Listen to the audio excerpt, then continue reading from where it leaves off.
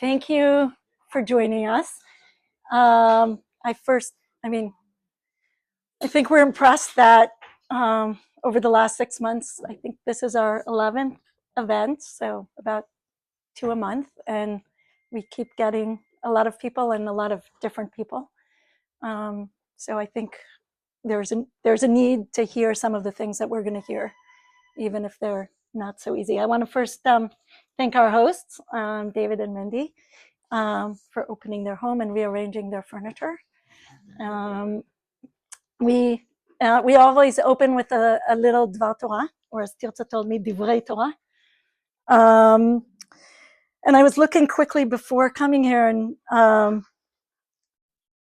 I was debating what to say, and I think many of us are holding this, holding our breath, hearing about the possible, hopefully, deal, ceasefire, hostage release. And I wanted to read a short Rashi from this parasha, from Shmot. And ויצב פרעה לכל עמו לאמור כל הבן הילוד היאורה תשליכון וכל הבת תחיון. Then Pharaoh commanded on all his people, saying, every boy that is born you shall throw into the Nile, but let every girl live. So Rashi is curious about why it says ויצב פרעה לכל עמו. Why did he say this to his people? And Rashi says that Paro's astrologers told him that the savior of the Hebrews is going to be born that day. And therefore, he made a decree that they would not only throw into the Nile all the Jewish babies, they would throw all the babies into the Nile. His anxiety about this potential rival was so deep that he was willing to throw their own babies into the water in order to fight this potential threat. And I think as we all here hold in our heart this hope that the powers at be are willing to give up or to take some risks in order to save their own babies and other people's babies. Let's pray that they can make that happen today. Thank you. Thank you, Esther. And so a quick introduction. First to say,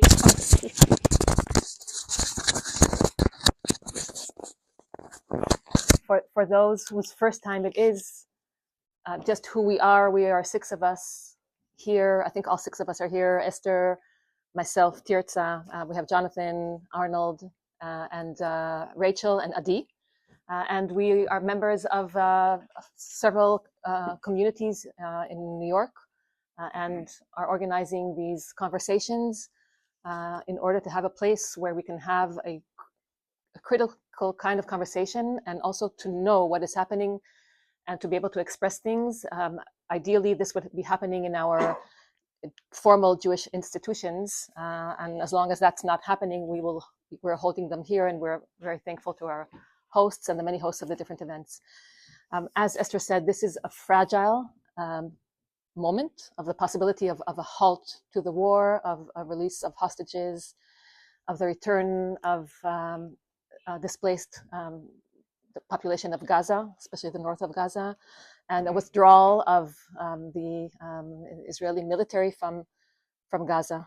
So it's a fragile moment of some opportunity. It's also a fragile moment of risks. Since the announcement of the deal, there were 80 Palestinians killed. And we don't know if all sides to this deal will push through to see its end, and if other interests will not override. So that's the context of our overall context of where we're sitting here, and these things are happening as we're speaking. This war and the conflict at its base are both a global and a local issue. Globally, it touches on foreign policies, it touches on global powers. It has ripple effects in the US, in other places. It touches on issues of anti-Semitism. And we've raised some of these aspects in our different meetings. It's also a local issue. It's about the people in this land, and it's about the powers that are actually doing things in this land. And something that we have constantly been trying to do in our conversations is bring that angle as well, to see, to understand what is happening, to bring it back to see what is happening in this place. And this evening we're going to be doing a lot of that. In other words, to talk about Israel's action in Gaza and the impact on the people of Gaza, because Israel has the military power. It is backed by the US. The US is enabling and can also disable it. And it's done also in our name, both as Jewish people and as Americans. So we are a part of this conversation as well. So we're going to be hearing Mordechai. I will introduce him in a second. It's not going to be easy. I think it's difficult to face the contradiction between what we've grown up believing and aspiring for our people to be and the state of Israel to be, and what we are hearing and what we'll hear this evening. What to do with this knowledge, some of it we'll address here, and some of it we each go home. We will make our own judgments. We will take it to political decisions or moral decisions, and that will be for each one of us to decide individually and at some point maybe collectively as well. But I think that we do have the obligation to know. So that's what we're going to be doing here. And I can't think of someone more helpful to do this than with Dr. Mordechai. And I want to thank you, Lee. You have... we've turned to you. We didn't know you personally. We saw the work that you did, and you immediately said yes, you were going to be in the States, and we're catching Lee on the way literally to the airport back to Israel. So thank you very much for making this time with us. Lee is a historian, and so although the subject matter of his research is not on this issue, and we'll hear from Lee about that, Lee brings the tools of a historian. Lee is also independent. He's doing this as an individual. So I think that is helpful to us to hear from someone who is not part of any agenda or institution. And of course, Lee is embedded in Israeli society, so we can have that Israeli perspective as well.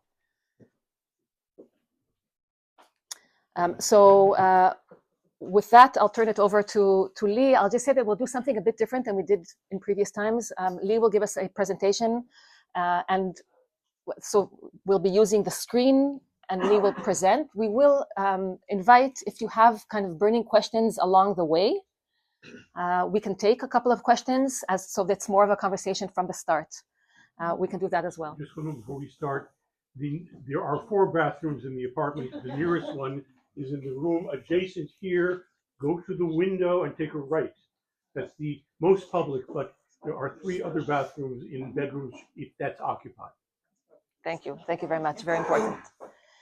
So Lee, I'm going to hand it over to you, and I think we want to hear from you first. First, just about you, some backgrounds. Where you come from, and you can choose whatever you share about that, and then also your motivation for doing this project and how that actually happened, and any particular moments in this project that you feel are important to share, that were important for you, and then we can dive into the presentation. So, sure. Thank you. Okay, so first of all, can you see and hear me in the back? Do we need to stand up or not? Not stand up. Sure. Okay. So I'd like to start off by thanking everyone involved. Thank you, Tilza, and the rest of the group for inviting me over. Thank you for hosting me here, and thank you all for taking some of your precious time and come here to listen to me, essentially. I think I'm going to answer some of those questions just through the presentation. So as Tirta said, we can just start the presentation. And don't stop me at any moment, but we will stop for questions throughout the presentation. Right, so this is what I'm going to speak about today. I'm going to speak about the Israel-Gaza war, Milchemet Haravot Barzel in Hebrew. I'm going to start off by talking a bit about who I am and why I chose to write. I'm going to give some background about Gaza and the current war. This may be known to, much of this may be known to most of you, but I think it's still worth dwelling on that for a little bit. Then I'm going to talk about some of the results of the war. I'm going to talk about the casualties, the starvation or the deaths of civilian populations, and the destruction in Gaza. And after that, I'm going to move on to what I see as the causes. Right? So anything from the dehumanization, the conduct of the IDF, what I describe as purposeful ambiguity as a policy within Israel and the IDF. I'm going to explain that later on. I'm going to talk a bit about media and propaganda. I'm going to talk about American support for the war. I'm going to look at the two case studies, so zoom in on two particular cases to show some of these things. One is going to look at the rules of engagement in this war, and the other is going to look at the Palestinian death toll, the estimates of how many people actually died. I'm going to talk about a lot of uncomfortable content, right? So it includes violence and cruelty, dehumanization, starvation. I think these are inseparable aspects of the war in Gaza. I do not include explicit images in support of the claims here. The full documentation, if you choose to watch that, this is all accessible through the document I put online. There's going to be a link for that now.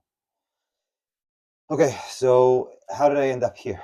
So I grew up in Israel, in Rishon LeZion. I did my undergrad there, master's thesis there, my master's there. I studied history and psychology, and I ended up coming here to the United States for grad school, for a PhD program. I finished my PhD program at Princeton University in 2017. My expertise is Byzantine history, which is the history of Greece and Turkey, let's say 500 to 1200, very far away from all of this. Had a few postdocs in the United States. I returned to Israel in 2019 for a job, my current job. And I mean, throughout my life, and until about a year and a bit ago, I was not political, right? So I mean, I served in the military. I was aware that bad things are happening pretty far away from me. Sometimes maybe a bit closer to me. But I was not a political person. I was not plugged into political circles. I mean, I went out and demonstrated in a couple of recent rounds of demonstrations against the government and against the judiciary reform. So it's in 2020 till 2023. But I was just like a participant, right? Just like one out of a crowd of many other people. And I happened to come for a sabbatical, my first sabbatical, for a fellowship at Princeton University. Again, on my academic side, nothing related to all this stuff. And then October 7 happened. And like many of us, it caught me unaware. And really, I mean, I didn't really know what am I supposed to do? Right? I mean, this was all very surprising, and I struggled with my wife, who accompanied me. And we kind of like tried to figure out what are we supposed to do in this case, right? Both of us had very strong feelings about going back and volunteering at a civil society organization, helping displaced people, the families of the hostages. But we could not leave for family reasons. I mean, both of us couldn't go. She ended up going herself. I stayed with her daughter. And I kept on thinking. I mean, what am I supposed to do? I mean, I'm an Israeli citizen. That is my only citizenship. And it seemed like a major event that was going on in my life, in everyone's life, all the people who I know and care about. Now, I can go back to 2014, which is, I was in grad school back then, but the previous big round of hostilities between Israel and Gaza happened actually back then in 2014 And I remember coming back to Israel over the summer after, for my summer vacation. And one of the things that was very striking to me was how limited discourse there was, right? So certain things happened in the previous war, right, in 2014, that seemed very not okay to me, but did not have any room or any space in public discourse. And I mean, to give one example, I mean, dropping a bomb and killing families, right, on an apartment building. And this was like pretty unusual back then. And I tried to find other voices that would echo this. It was just like from a very naive position, I guess.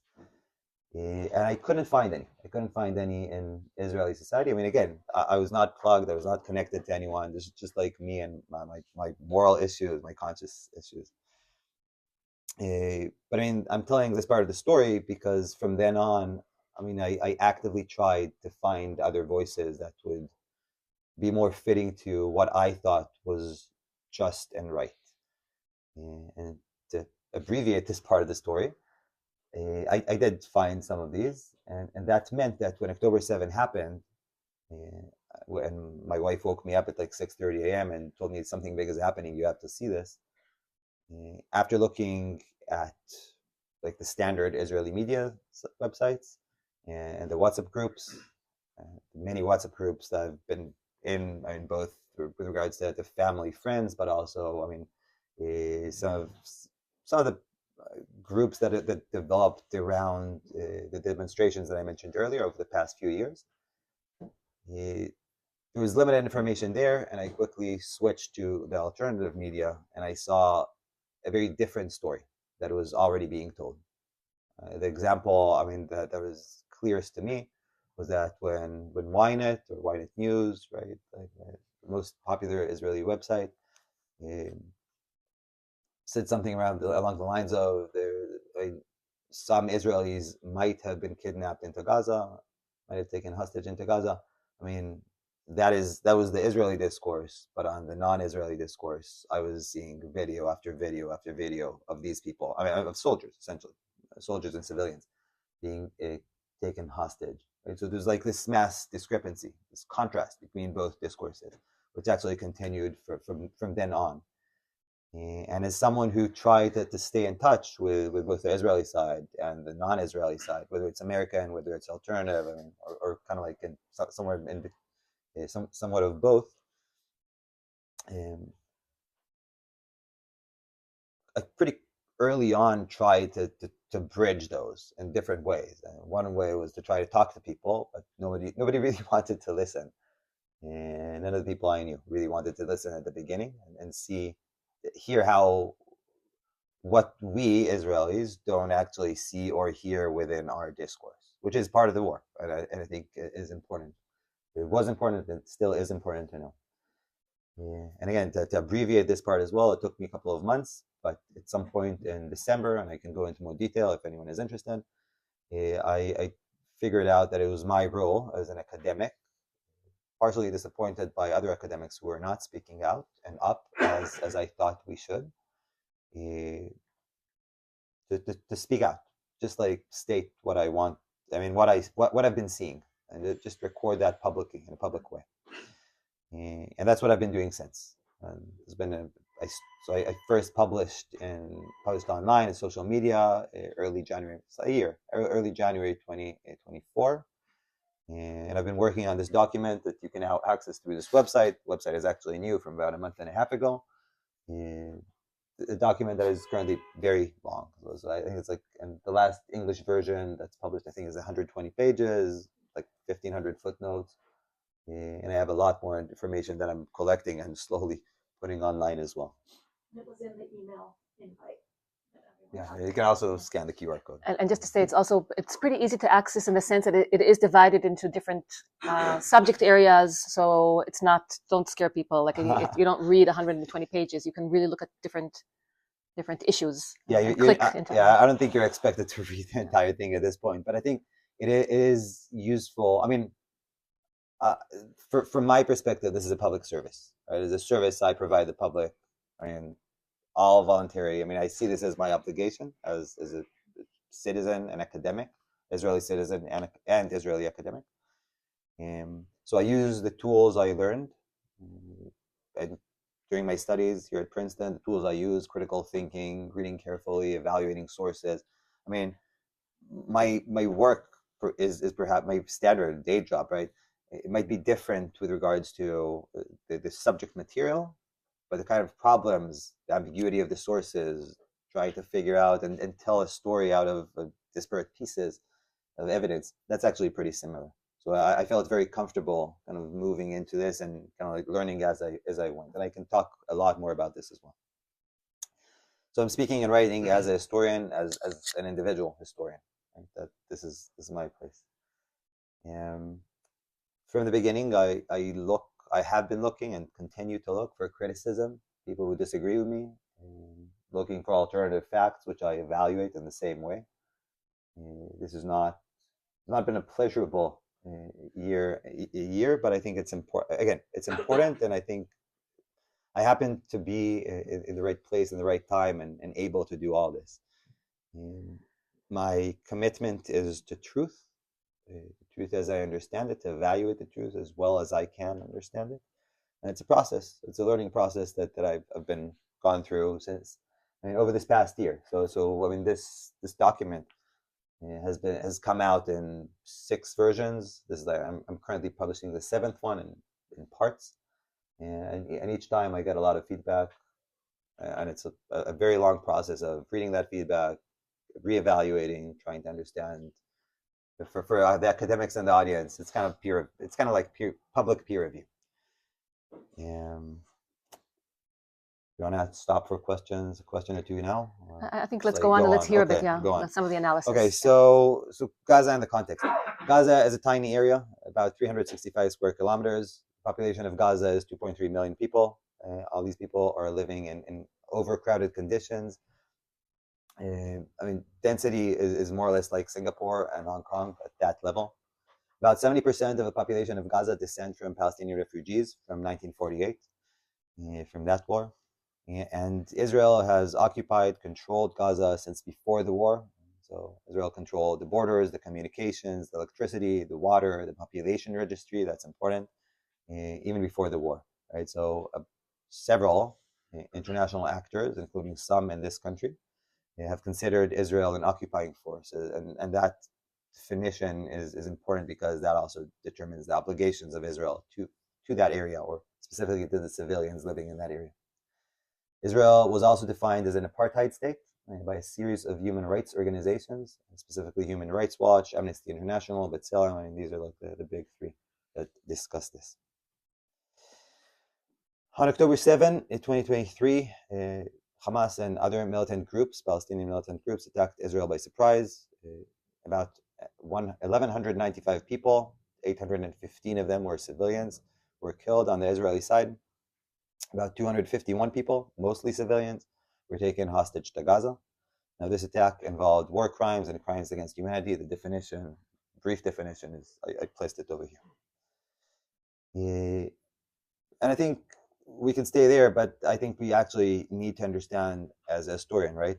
We need to understand the broader historical context of these events. And we can go back with this historical context to any point in the past. We can go back to 1948 or 1917 or at some other point before or after. I think that without that context, it's really impossible to understand the present day events that we're seeing now.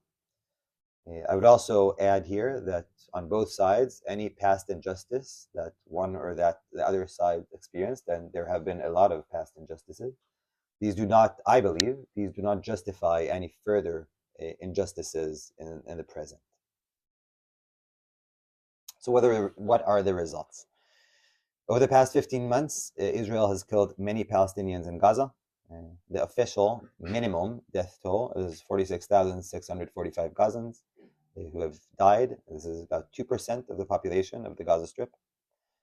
The last list that has been published, and I can get into a lot of detail in here as well, these are lists published by the Palestinian Ministry of Health in Gaza.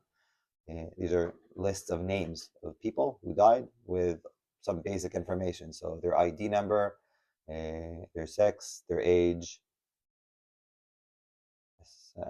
that's more or less it. There's like another category which is a bit less important for us right now. 59. So the last list, sorry, the last list that was published identifies 97% of the number of deaths when it was published, right? So back then it was about 40,000. Now it's 46,000. The next time the Ministry of Health is going to publish their list, I'm assuming that the percentage is going to be more or less the same or improved. They've actually improved, and I can talk about that as well. 59% of the deaths are of women, children, and elderly people. Other than that, there have been over 110,000 injured Gazans. This is about 5% of the population. So if you combine both of these, and about 10,000 or so, more than 10,000 people who have been missing, perhaps under the rubble, we reach somewhere around 7% of the population of the Gaza Strip. There's a lot of evidence that suggests that many of Israel's attacks are disproportionate and indiscriminate, and I can get into that in much more detail. There's artificial intelligence that has played a role. This became perhaps somewhat better known over the past 3 weeks, I think, when the New York Times especially, but also the Washington Post published large investigative reports on these issues without necessarily much new, because a lot of this information was actually first covered by Plus 972, which is an Israeli magazine, but the New York Times definitely drew much more attention to that. There are many examples of actual massacres. I can get into that in details over there. And there's a long list of international institutions that have criticized Israel harshly during this war. Stop or continue? I think let's continue one more and then open. Israeli policy has actively caused the death among civilian populations in Gaza. 90% of Gazans are displaced, some of which, perhaps many of which at this point, many times. There have been quite a few people that I have seen that have been displaced 10 times or more over this war. Israel has starved, and by starving I mean stopped or limited the amount of humanitarian aid going into Gaza, used hunger as a weapon of war. There have been a few dozen civilians, mostly children, who have died of starvation. This was a thing earlier in the war, mostly around, let's say, April 2024. Israel created shortages of water, medicine, and electricity, as well as warm clothing, particularly relevant in the current winter session. And all of these cause additional mortality. How many more people die from these things? Nobody really knows. This is a big question, and we can get into that if that is of interest to anyone. Israel actively dismantled Gaza's health system and its civilian infrastructure. I can get into detail here as well. But perhaps we can stay with this statistic, right? That the amount of hospital beds decreased by about 2/3, right? So from 3,400 to about 1,200. And remember that this is happening when we have like an additional 100,000 deaths, injuries among Gaza. So now we're going to stop now? Yeah, I mean, so you're kind of stating kind of your conclusion, which is that Israel's policy has caused these deaths. And I'm assuming that people here would have questions about how do you draw that, or Israel has starved, like these active, and how do you draw these conclusions? I'm assuming that's a question that. So do you want to ask, or do you want someone? And I want to ask it? if anyone has any other kind of, question about what has been said here, wants clarifications, or please. What proportion do you think of those numbers military or Hamas? Okay. What is that? Repeat the question. Okay. So the question was, what percentage of the casualties is Hamas or militants? Let's say to use that term. Let's see if there any other question that we can please. Have there been any objections or protests on the part of Israeli, like yourself, that have gone public, saying this is not what Israel is, this is not who we are? So just to repeat for so has there been any objection voiced by Israelis, people like Lee, saying this is not who we are? So that question we may maybe pause and take that later. I think we want to address it. I think it's very important. Yeah. And maybe one more, and then we'll let Lee answer. There was a study in the Lancet that said that I think the deaths might be an undercount by at least like 40%, meaning that the deaths we have are reported by the ministry, and there's a lot that aren't. how is that? How does that work exactly? Because you're saying 10,000 are missing, but what accounts for the additional deaths? Is it that just no one knows that they're missing because there's no one looking for them? Like, I mean, I don't know if you know necessarily, but why are they not accounted Oh, there. Is So we it- have is the that- question of the yeah. estimates, Yeah, okay. and then the question of the intention or the policy. Okay, so I'm actually going to talk a bit more about the Palestinian death toll later on, mostly with regards to how it is used in discourse, especially within Israeli discourse at this point, even though it used to be also an American discourse earlier in the war. What the Lancet did was, so I mean, this is a minimum. Okay, let me rephrase. Right, this number, the 46,000 over here, right? This is the number of people who died from trauma. That is to say, gunshots, bombs, and actively during the war. These are not people who died from chronic diseases, from exposure, from starvation. I mean, any of that, right? Or natural death as well. And this number does not include that. The way they reach this number is by counting corpses. Corpses that reach hospitals are being counted.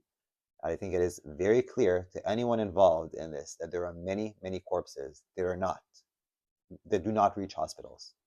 Okay? Now, if you go and dig into, I did this, if you go on and dig into the details as to how they're actually operating within Gaza in a reality where they got displaced multiple times and so on. There's no electricity. All these like issues.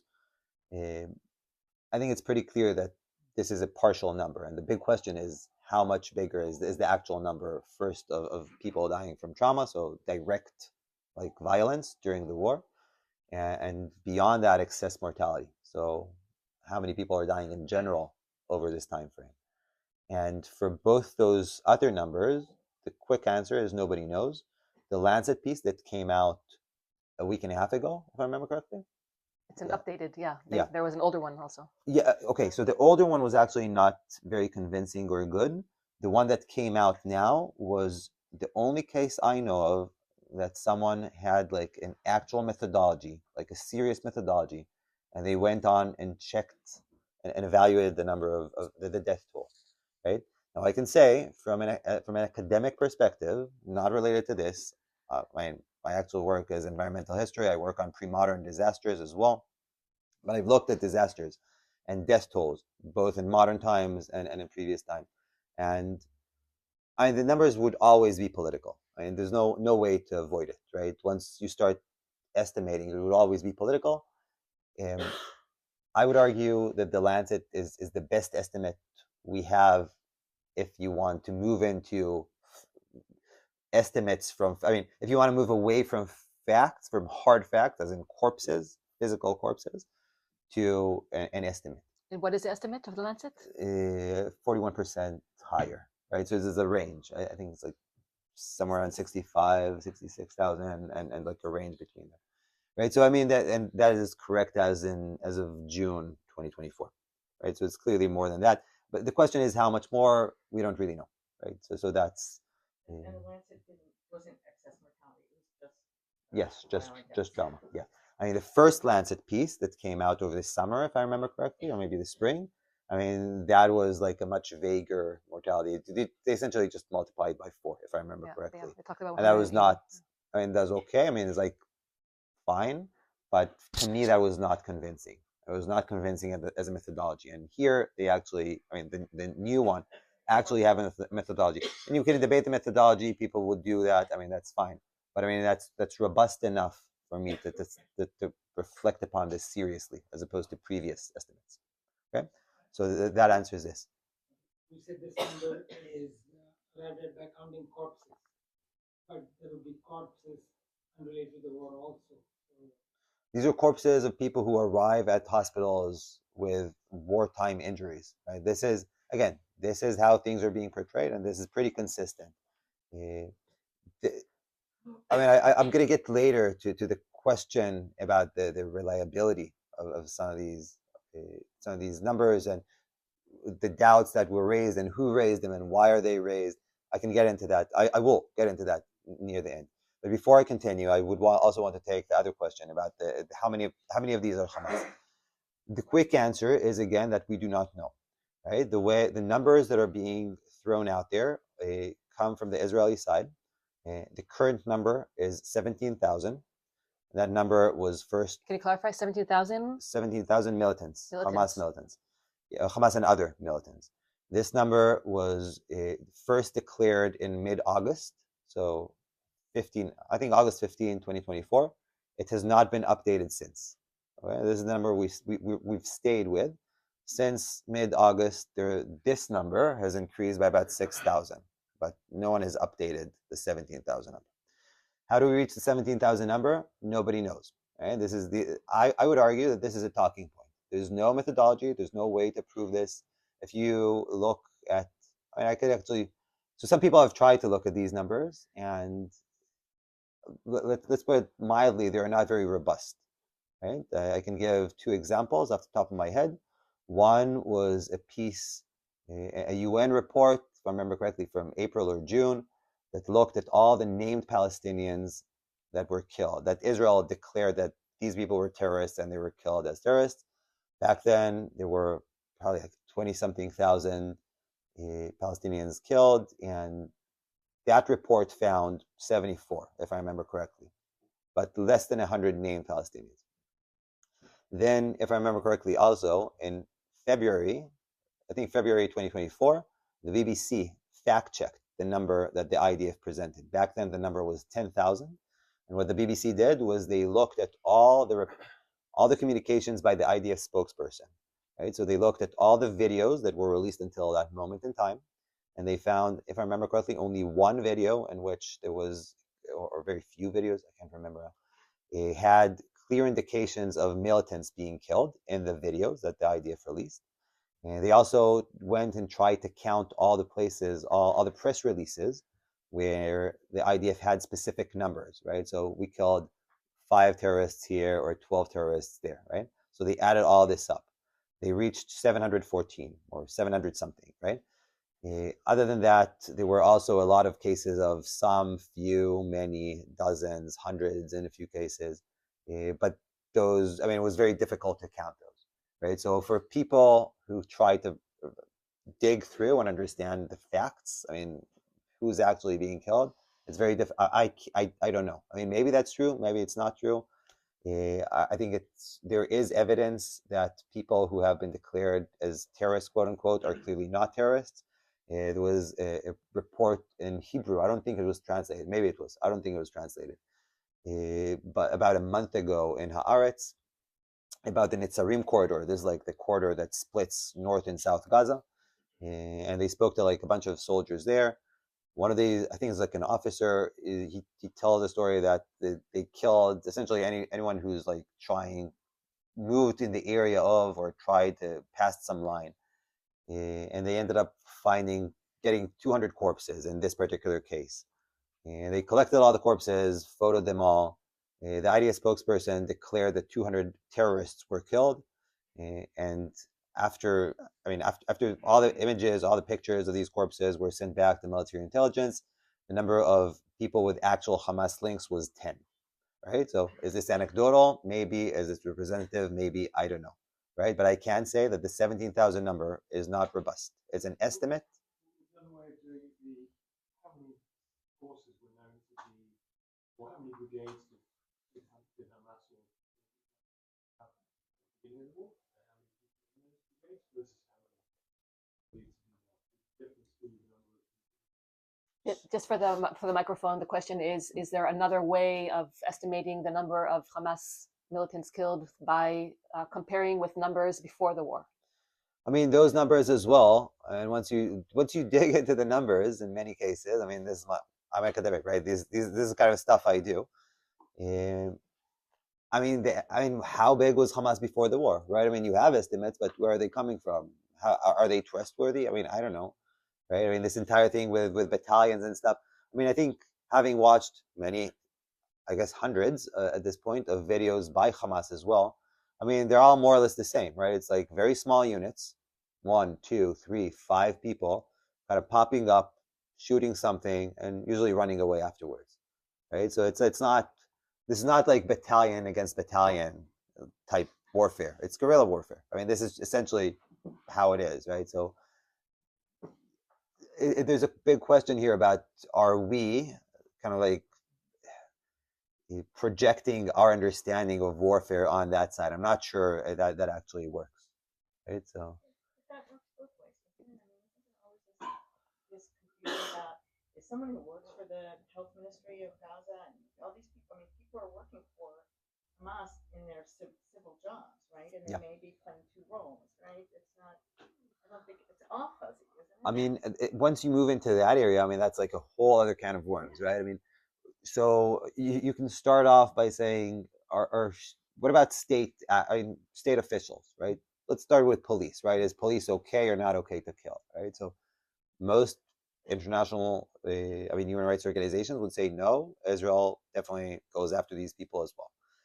But you can move on further, right? I mean, what about like people just working for the municipality, right? The state, right? I don't know, people working in logistics, or people working cleaning the streets or taking care of the streets. I mean, are these, how are these people considered, right? And early on in the war, it's like clear indications, testimonies from within the IDF. I mean, these people are fair game, and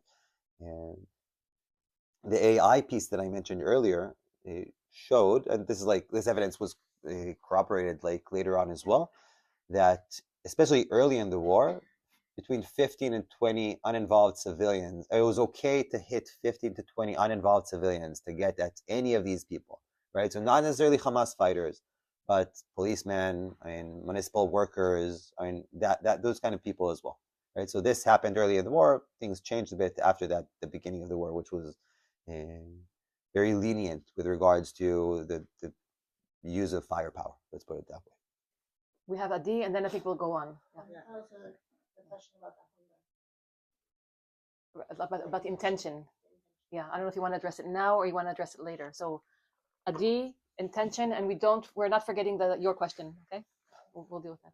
Yes, I would like to ask, because you said, speaking of methodology, and then you promised us not to give us gory visuals, but you still have a visual here that's quite vivid, a picture of a mass grave in Gaza. So, as like a primary source, can you tell us, what do you understand?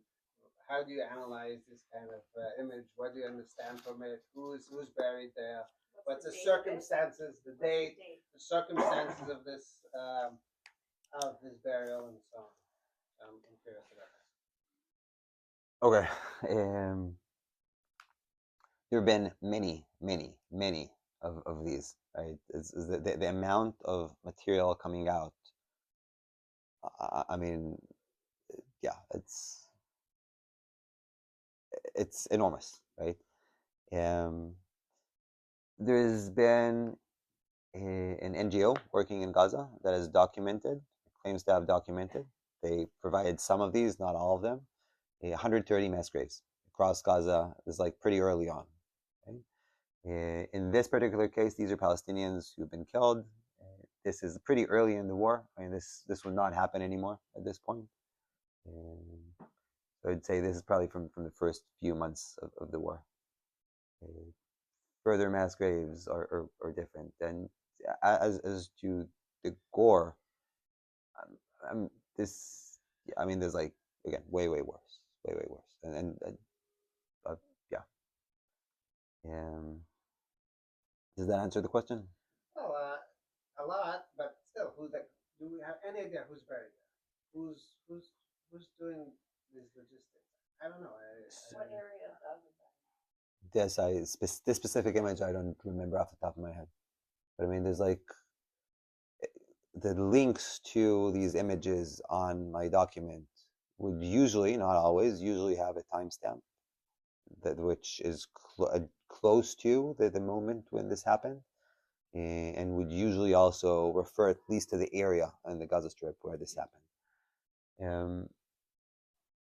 The amount of information that's coming out means that the life of each of these bits of information is very brief, right? So if you go on social media, as I do every day, you'd have like, this image would appear all over the place for one day and would not repeat itself.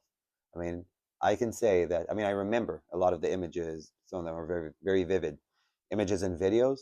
And I can say that having worked on this and looked at these things every day for 15 months now, the amount of repeated material or material that was published earlier and people kind of like bring it back again is minuscule, really minuscule. I mean, it's like maybe once a couple of weeks or so, whereas every day they're like, I mean, this is a mass grave, so this is like, again, this is not what they do right now. I mean, now it's much more makeshift graves.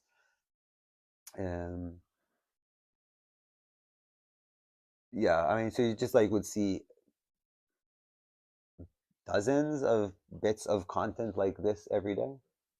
I tried to catalog as many as I can, record as many as I can. It's like, yeah, others do this.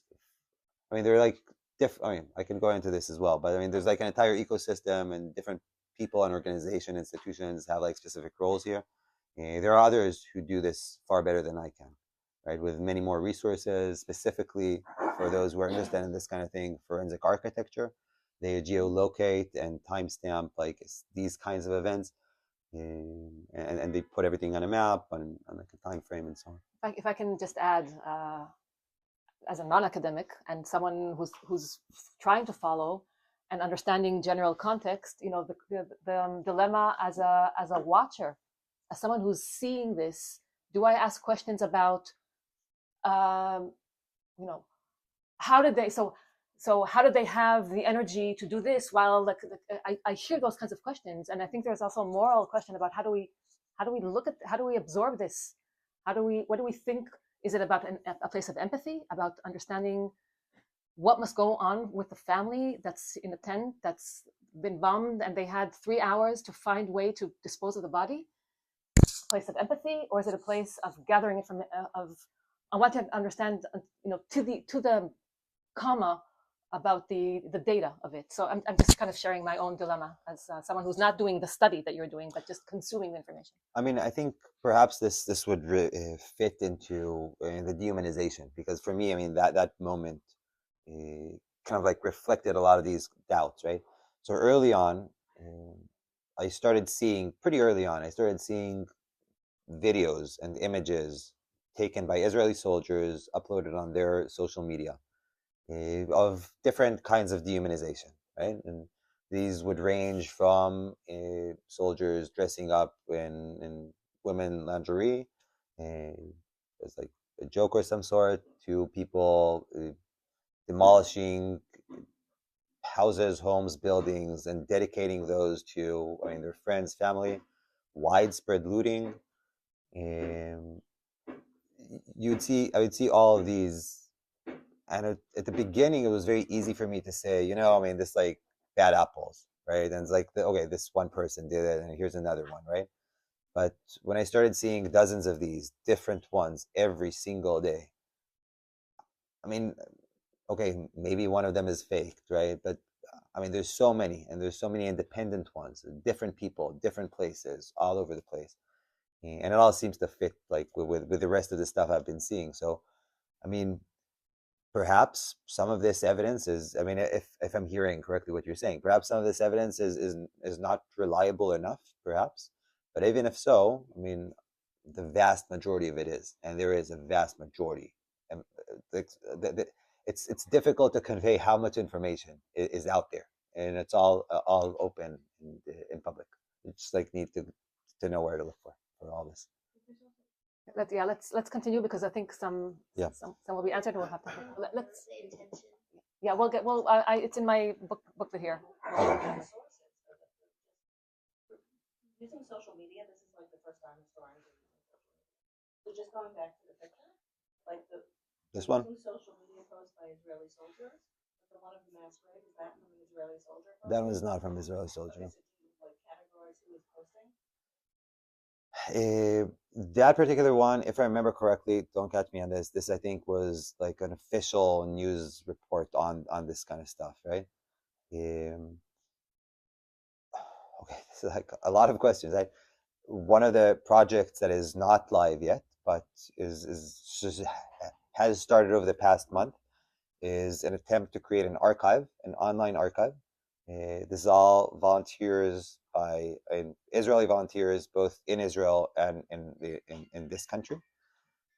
So we're going to go through all the information I've collected and catalog each and every piece of information and make all this accessible, right? So you'll be able to filter and let's say you were interested in mass graves. So you'd be able to say, I want to see mass graves between December and January 2024, and you'd see like the content that exists over there. Right, and you can make your own judgment. I mean, whether this is or is not trustworthy, you'd have a link to the source itself. And when you see the numbers, I mean, it's just, I mean, this was like one of the things that convinced me that this was much bigger. And again, the evidence is corroborated through all these alternative sources.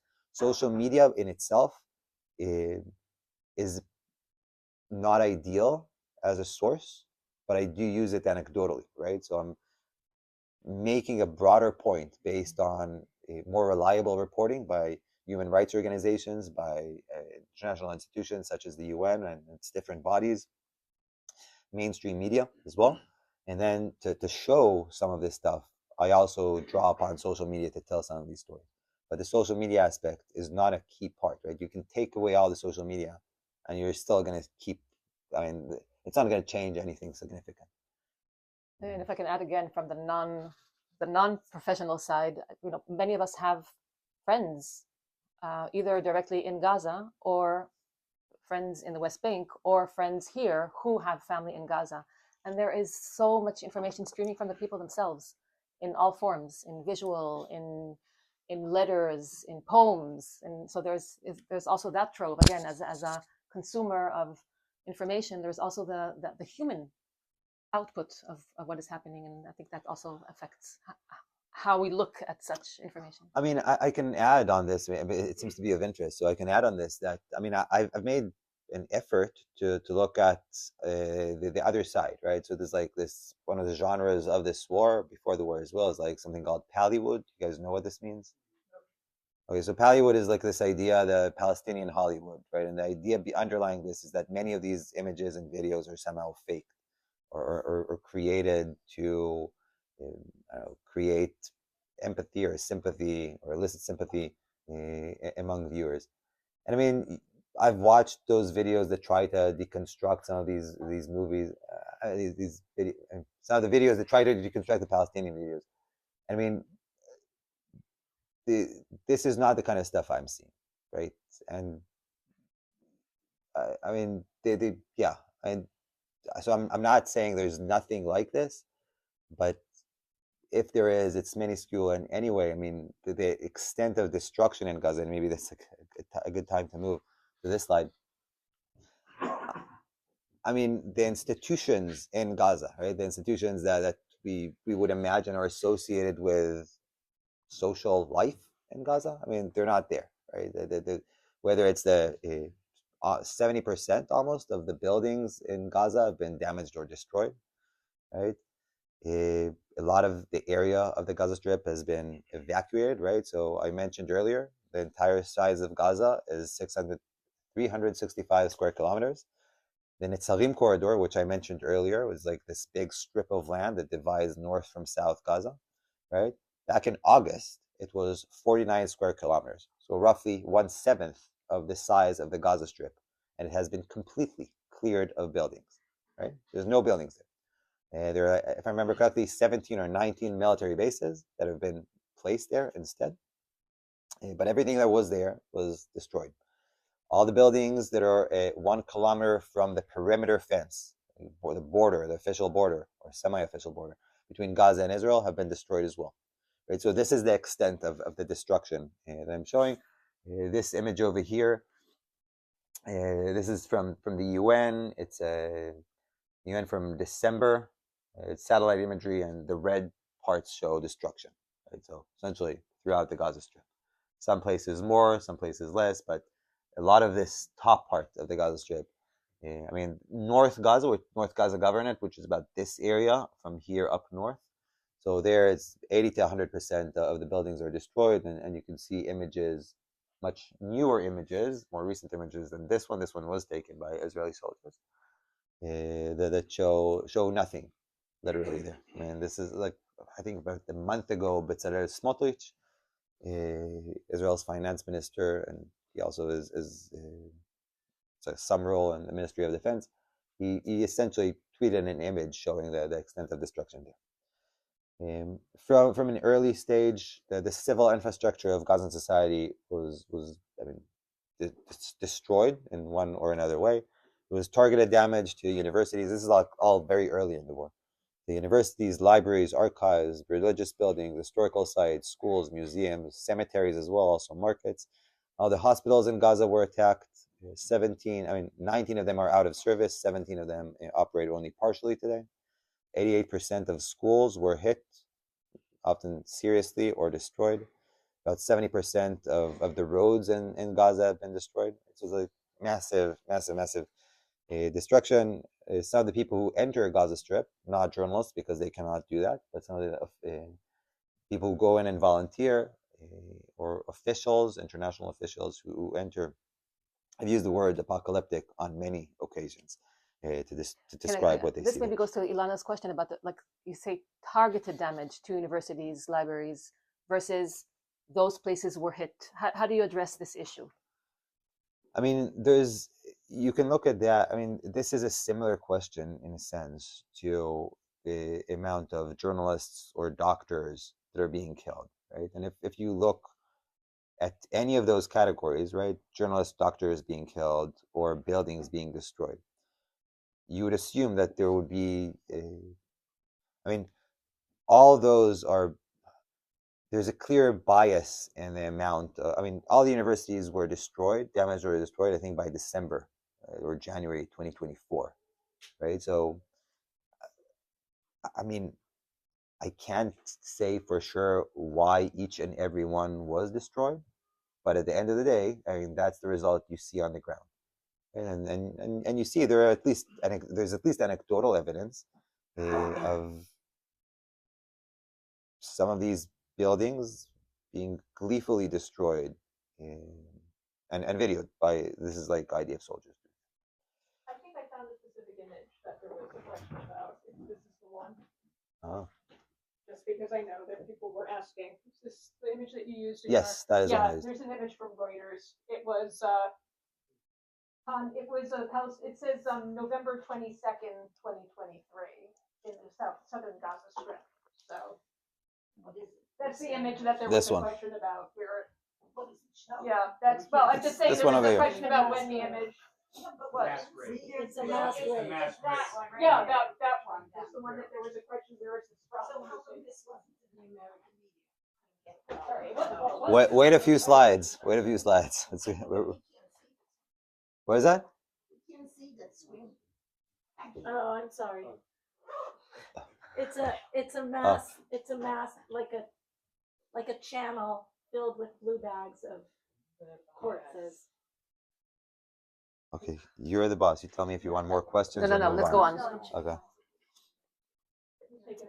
Okay. So how do we end up here, right? So I started by the results. Yeah. Let's go on. Yeah. We're gonna get to the question of the media. We're getting there. Okay. So I got to the results. Let's move on to the causes of all this, right? So the dehumanization of Palestinians is very common in Israeli discourse, was extremely common, perhaps somewhat less common, but still very common at the present. This dehumanization was led by high officials in Israel, and from the top all the way to the bottom, I guess. And it continues to receive a lot of support through the state's institutions and military. I can get into detail here. Is common. This dehumanization is common in broader civil society. And this has led, for example, to the widespread abuse of detained Palestinians, the civilian populations in Gaza, and the property of that civilian population, looting, as I mentioned earlier, with almost no consequences. And I think that this is actually an important part, the fact that there are no consequences, or almost no consequences, to many of these actions. You can look at, if you want numbers, those of us who want to have that kind of stuff, so at least 54 detainees, Palestinians, have died in the Israeli prison system since the beginning of the war. If we want to compare this to Guantanamo Bay, in 20 or 21 years of Guantanamo Bay, 9 people have died. So here we're talking about 54. I mean, you can do what we take that number for whatever you want. There's been many of these images that kind of like show different aspects of this.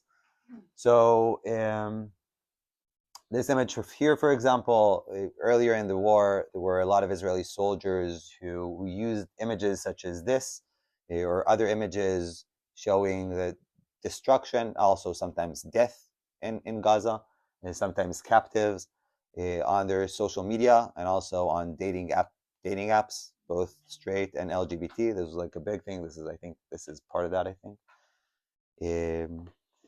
You can look at cases such as this, in which this is also a famous image, in which Gazans were essentially stripped, including women. This one here, this person right here is a woman. She left her. Yeah, so there's a truck carrying several dozen Palestinian captives, detainees, taking them someplace in Israel, I guess. And some of these people were completely stripped. There are like videos of that as well. Others have not. But this is like pretty common. There are like, I guess, dozens of these cases that are filmed by both sides. I mean, mostly actually on the Israeli side.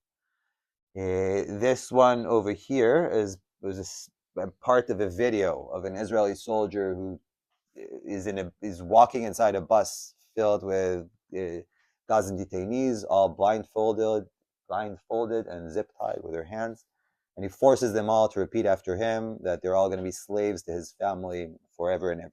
Right.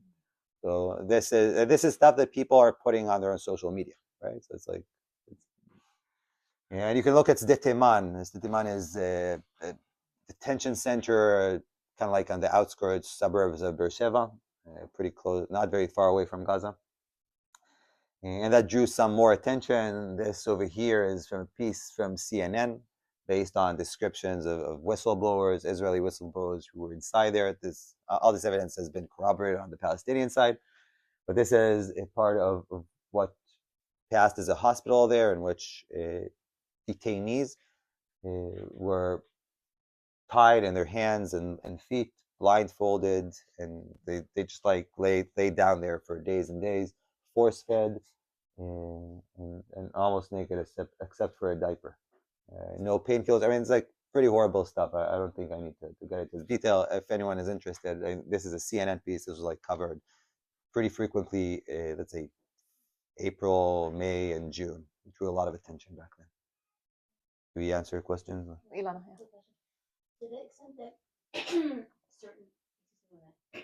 certain acts of war are considered legal and other acts that we're seeing are war crimes, do you know whether there's a higher proportion of war crimes in this war than in previous wars by the idea? The question, just for the microphone, is whether in this war there's a higher proportion of what are defined as war crimes. I'm not an expert. I know this war. I know this war very well. I do not know other wars. I can tell you based on my own experience that this, when I served in the military, this is, I mean, it's incomparable. I mean, It sounds like to me, but I don't know. I can't compare it. I mean, were things like this going on? I mean, where I didn't see or where I didn't know, maybe it's hard for me to tell. But I mean, I would say this, right? The openness of some of these acts on social media, right, is definitely something different, right? So some of the things that shocked me early in the war, and then I just kept seeing them over and over again, so I'm like completely numb at this point, were people advertising, right? So you would, just like a guy advertising like a hummus restaurant, right, or like a real estate company. And the first one holds up his sign and it's like dead corpses around him. The second one is like a destroyed building. He just like puts that on there, right? So I mean, you get that kind of stuff. And what that tells me is that there is public legitimacy or social legitimacy or legitimacy. These are legitimate things to do within society. I mean, otherwise those people would not use that to advertise, right? I mean, also, obviously there wasn't social media. What was that? Smartphones in 2014, there were people not have like iPhones. Yes. Yeah, so the prevalence of social media definitely makes a lot of this better known. And I would argue, I'm not an expert on this, but it seems to encourage this, right? So people refer to other videos or other trends in what they do, right? So when there's a trend of bombing or destroying or demolishing buildings, right, and dedicating that to your fiance or your friends, or I mean, they would do, they would follow the rules of the genre, so to speak, right? They would do it in the same way. And that means that they're seeing each other and learning from each other in that regard through social media. So social media clearly plays a role here. Ilana, just to add to your question, and leaving social media for now, there's also very objective ways to measure that, like the amount of bombs that have been dropped and the type of bombs and the size in this war compared to other wars that Israel had, let's say on Gaza in 2014 and others. It's very easy to compare the number of days of these kinds of events compared to this war. And also there are some reports that actually are focused on really trying to draw out comparisons to get a sense as well. I mean, you can try to compare this, I mean, beyond Israel as well. I mean, you can compare this to, I mean, places where you have like pretty decent evidence. I mean, the American wars in Iraq and Afghanistan, for example, the war against ISIS. I mean, there's an NGO that did this. This is Air Wars. I mean, they have a report that came out with like a month and a half ago, I think, in which they focus only on the first month of the war, and they show, I mean, that's, I mean, ever since they started recording this kind of evidence, which is attacks on civilians, often from the air, often in the Middle East, I mean, it doesn't even come close, right? The first month of this war does not even come close to the worst battles, of the war against ISIS, for example, whether it's in Mosul or in Raqqa. So if you want to look at those numbers, you can do that. I mean, based on, I mean, the behavior of troops on the ground, I think is more difficult to know. Although I can say, based on my personal experience, having served again during the Second Intifada, that these, I mean, looting was not okay, right? Just like shooting people was not okay. There's not to say that people didn't do that, right? But none of that was legitimate, and we were stopped. I mean, we as a unit, right, were stopped when we wanted to do this, right? This is like, there was discipline, and I think that discipline has seriously deteriorated. And there's like a lot of evidence for this. I'm going to show that. Why? And then we'll go to your question. But Ilana was asking why. Why the deteriorate? Why is it now okay? Like how? See if. Okay, almost. Let me continue a bit, because I think a lot of this stuff is going to come into this, right? So there's the fire policy, right? Who do we shoot? Who do we bomb? This was extremely at the beginning. Was extremely permissive, especially at the beginning of the war, right? I mean, I would direct you to the New York Times article. I mean, they cover like a lot of the details. Again, not necessarily stuff that is new, but I think they show that very clearly. It's very clear also that there is a lack of discipline in the IDF, and this is something, again, I remember my time there, and things are very different now. I'll give a couple of examples. One is the lack of operational discipline.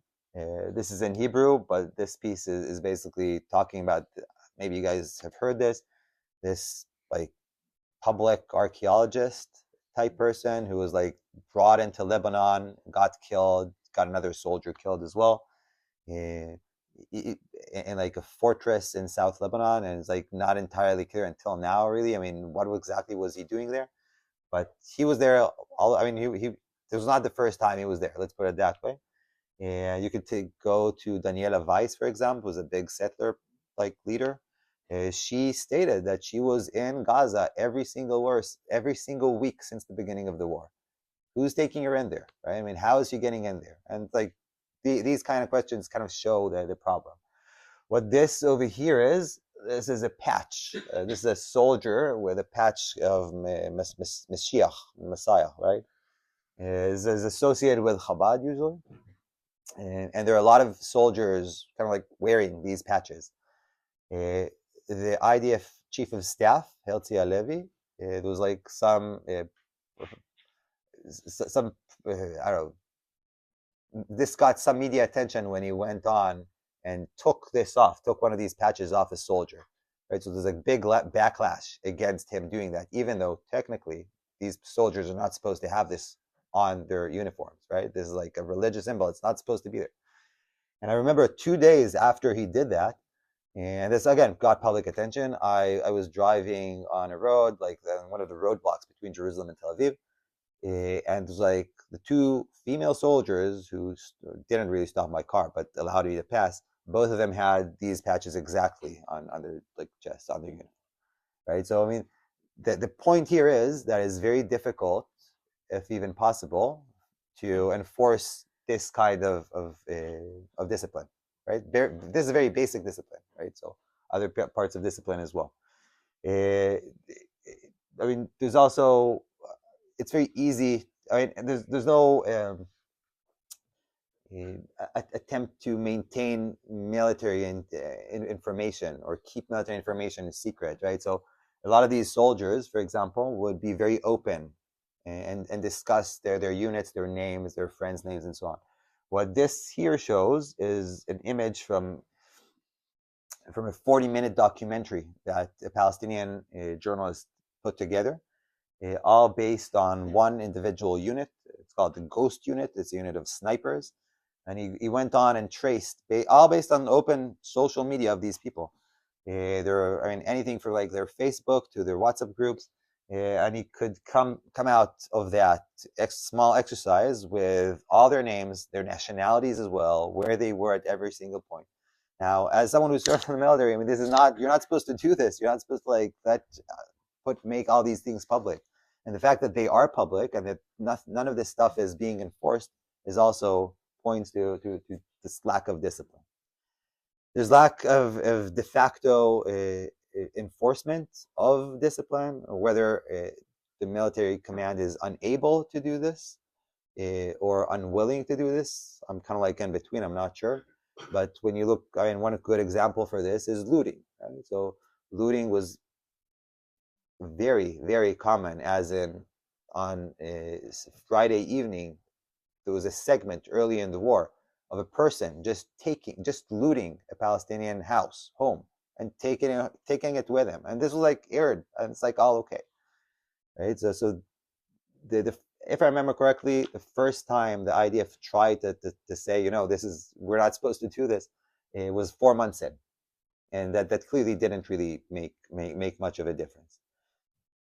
Internal regulations not enforced, so civilians entering military zones, we mentioned that. And there's also like this complete lack of personal, institutional, and public responsibility, right? The Israeli media, Israeli society, the public, I mean, they do not demand that the IDF conform to the standards, right? To say that, you know, looting is not okay, civilians are not supposed to be in war zones, right? There's very little of that kind of discourse. If I can add to that, because I'm sure some of us are saying, doesn't the IDF see it? Like, why not do the minimum? And I think it points to something, and I'm talking as an Israeli, of being caught up in one's own image. Obviously, when you have an army that's holding a lot of force, you'll always have an overuse of force to some extent, and usually you have some balancing actors there, or balancing incentives and disincentives. And here, I think that what happened to us, to Israeli society, is being caught up in one's own self-image with no self-awareness of even how it's looking abroad, not to mention what it's causing the other side. It's like being caught up in one's own world solely, or one's own base, or speaking to one's base. And and then you start losing a bit of touch with reality, I think, in some ways. I'll move on, because I think this answers part of this discussion as well. So, I mean, one of the causes that I define, this is my understanding of the war, is what I call purposeful ambiguity. Right? So I would say that this war is being conducted, hopefully has been, but still is being conducted, with purposeful ambiguity in several aspects. Right? And there's like a reason why there is this purposeful ambiguity. And when I say purposeful ambiguity, I mean, for example, politically. What exactly is going to happen to the Gaza Strip after the war? Does anyone know? Probably not, right? I mean, everyone has like an idea of what will or should or might happen, but we don't actually know. I mean, domestically, right? There's the same kind of purposeful ambiguity. What is the objective of the North Gaza operation that started in early October 2024? right? This is a very different operation than everything we've seen until now in the past, which includes the demolition of the North Gaza, including, by the way, by civilian contractors, which are being brought in and demolishing building after building. What is the point of that operation? Are those people supposed, are Gazan civilians supposed to go back to that area after? Nobody knows, right? It's like up in the air. You can look at militarily, right? What are the rules regarding humanitarian aid? I went on and I interviewed 10 different people. This is like recent. Interviewed 10 different people involved in humanitarian aid to Gaza, Israeli and international. No one knows what these rules are, right? There's a lot of uncertainty, a lot of ambiguity, and I see this as purposeful.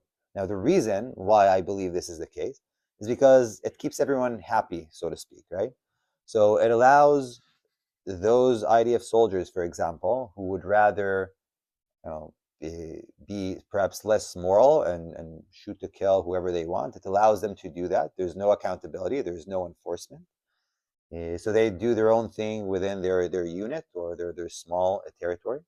Whereas other people who would want to think of themselves as more moral or more just can also do whatever they want, right? And keep more strict or stricter rules of engagement or conduct the war in a different way, right? So this ambiguity allows everyone on the ground, and it also allows the command, both the military command and the political leadership, to essentially keep this like plausible deniability and say, we didn't know, we didn't say, right? We didn't allow this to happen, but de facto they have, right? So I don't think there are necessarily commands saying you do this and you do that, but they're turning a blind eye. And when you look at the accountability and how many people are actually being charged for the vast majority of crimes that are being committed, it's like very few.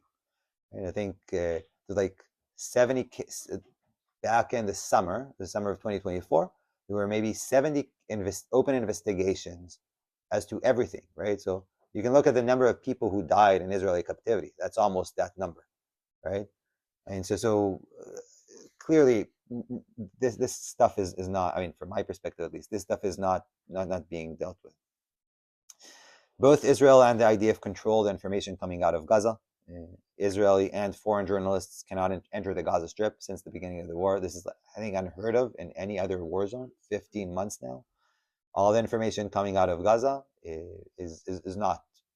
You don't have like Reuters or the New York Times correspondents or those people running around and interviewing Gazans. No, they can't. Israel does not allow them in. There are no Israeli reports. Actually, it's like one or two Israeli reports overall since the beginning of the war. And I'm talking here about official reports by the state of Israel, right?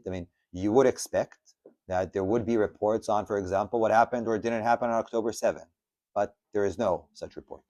Right? And then there's like a question of why is this the case? Where is all the information? There's so much information out there, but there's no public accountability. And people like me who want to figure out what's going on, is very difficult for us because, there's no actual information as opposed to PR and talking points on the Israeli side.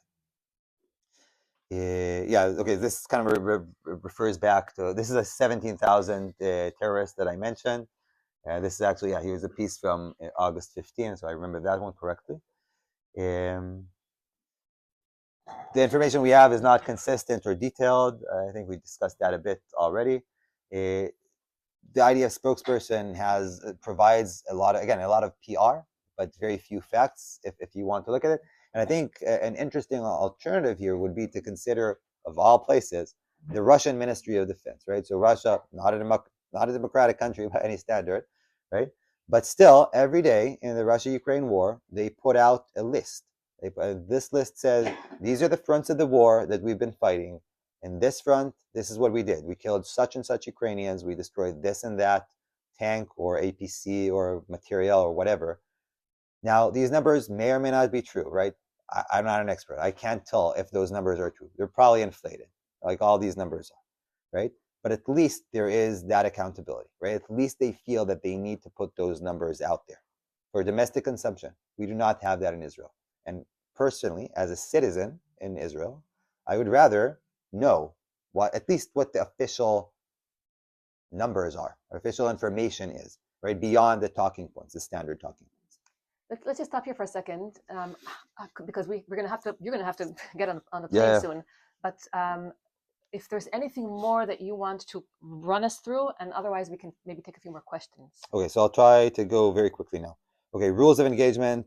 We can talk about this and how, again, there are no fixed rules of engagement. There's no enforcement of the rules of engagement. And then this is like, most of this is in Hebrew. Most of this is not actually translated, but these are all different commanders, soldiers, officers that say that, I mean, what actually happens on the ground. I mean, that people are essentially being shot. Here's like a major commander, right, who sees like some guy waving a white flag and says shoot two, right, as in shoot to kill, but he doesn't say the word kill. And in that particular case, his subordinates decide not to do that, right? But this is part of what I see as indicators of actual policy on the ground. And again, this is very consistent that people do not know, troops on the ground do not know who they're supposed to shoot and who they're not supposed to shoot. Some senior commanders also are openly stating, both on social media, but also to their soldiers, have statements such as, there are no innocent people in Gaza, they're all terrorists, and so on. I think there's a person who's collecting these, and there's like over 100 people, I mean, Israeli soldiers, I would say mostly reserve, mostly officers, lower and middling ranks, all essentially saying those things, right? Essentially calling for the destruction of Gaza or the killing of Gazans or ethnic cleansing. I mean, pick one of those, and that's like all out in the open. What was that? Yeah, ethnic cleansing, as in removing all the people from one area and moving them to someplace else. There's something called the General's Plan. Well, I mean, I can get into that, but perhaps I could keep the General's Plan to later. I would argue that the war in Gaza and its conduct, the conduct of the war, are really possible only because of strong support by most mainstream media in Israel, the West, especially this country, the UK and Germany. We can talk a lot more about this as well. It's a major part of my document. The information war that Israel has waged started off by emphasizing the horrors of October 7, sometimes with things that did not happen, such as the 40 babies murdered by Hamas over here. That is fake news, even though some of this stuff continues to circulate within Israeli discourse. Here there's a case of Sarah Netanyahu, so the wife of the prime minister, who wrote to Jill Biden and tells her that a woman gave birth to a baby in captivity. And one of the hostages, this was also revealed to be fake. I mean, she actually wrote the letter, right? But that didn't actually happen. Israeli policy has been to cancel critical voices outside Israel, so there's no real discussion. You can get into detail there. Israel has actively tried to limit information flows from Gaza. I mentioned earlier that 2% of Gazans have been killed.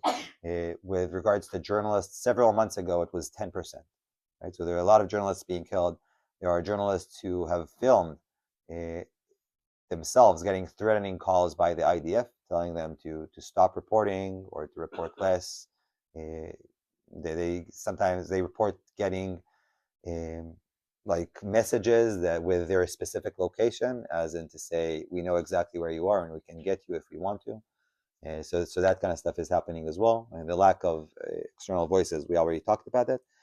And there's an attempt within Israel by several actors to rally the Israeli public around the war by limiting local speech. This was essentially much more centrally earlier in the war. Can you say who the local actors are now? I mean, I believe you, but I just yeah, you don't have to believe me, but I mean, but you can look at the police, you can look at the government. I mean, legislators, for example, and the police. So the way both of those would treat, I mean, either dissidents. I mean, they're like movies now that are unallowed. I mean, that you cannot show publicly in Israel. And there's like a big thing a few months ago. There's like 2 or 3 of these films with the police just like coming and shutting down like screenings of these films, as an example, right? There's like a law that I saw 2 days ago, 3 days ago, that was being proposed with 27 members of the Knesset out of 120. 27 people signed on this law, right, to start the bill, to start the process.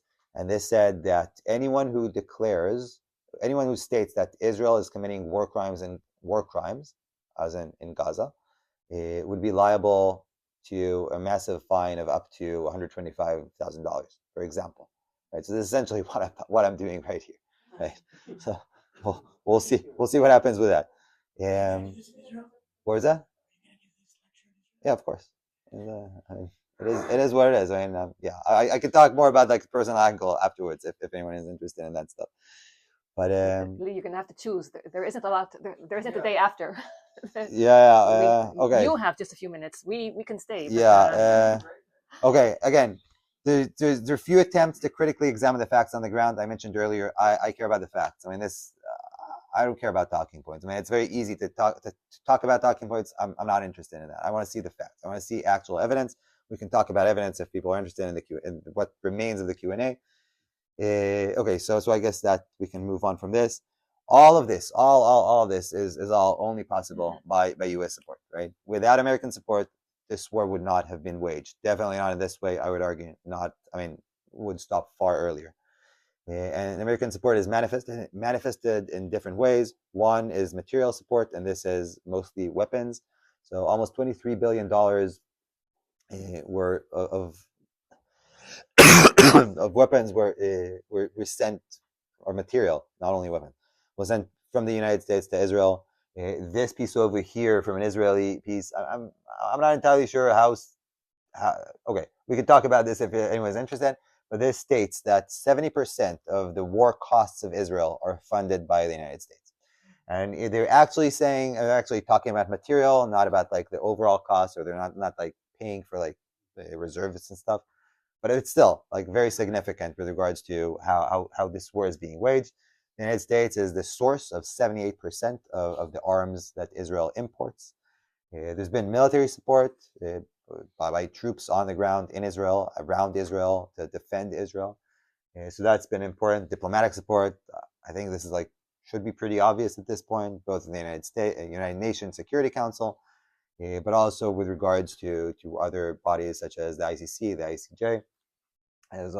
And I would also argue that the government here has tried to, the government or other bodies here, have tried to silence domestic criticism in the United States. I can get into my personal viewpoint on this.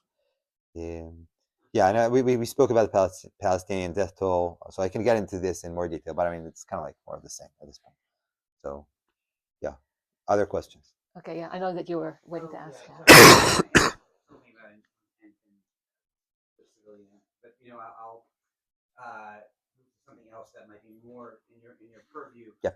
So there was this pretty disturbing report, or statement, in the New York Times, it was a few months ago, where all of these doctors, claimed that they had seen a very, very high percentage portion of children with it seemed like had been targeted maybe by snipers.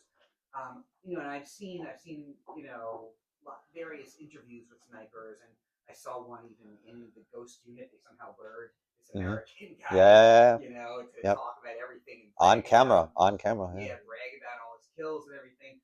But I haven't seen anything like in your investigations of this. Is there anything to account for what those doctors are saying they saw? Because it didn't seem like it seemed like the worst of what people would speak about openly was the sort of invisible and ever moving line that if you move beyond it, you're considered a competent.